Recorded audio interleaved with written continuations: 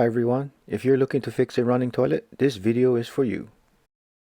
A telltale sign of a fill valve problem is that the water level is at the top of and draining into the overflow pipe. Lift the fill valve arm with your finger and see if that stops the water from flowing. If it does, then the float will need to be lowered. For a Fluidmaster fill valve like this one, turn the float adjustment screw counterclockwise a few turns. Gently lift the flapper by the chain to drain out some water and let water fill the tank. The water level should stop 1/2 to 1 inch below the top of the overflow pipe. Repeat the previous steps as needed. If lifting the valve arm doesn't stop the water, then the fill valve will need to be cleaned. Turn off the water supply valve and flush the tank.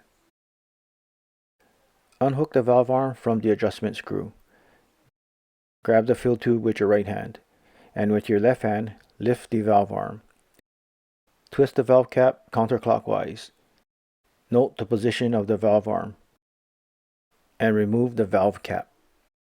Wipe and inspect the valve seal for damage or wear.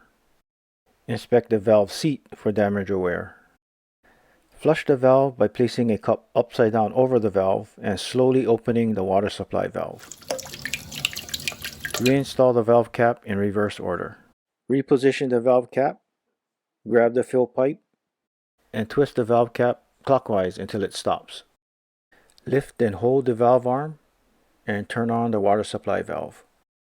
Lower the valve arm to start water flow, and then lift the valve arm to stop the flow. Reconnect the valve arm to the adjustment screw. Flush the tank and verify that the running has stopped.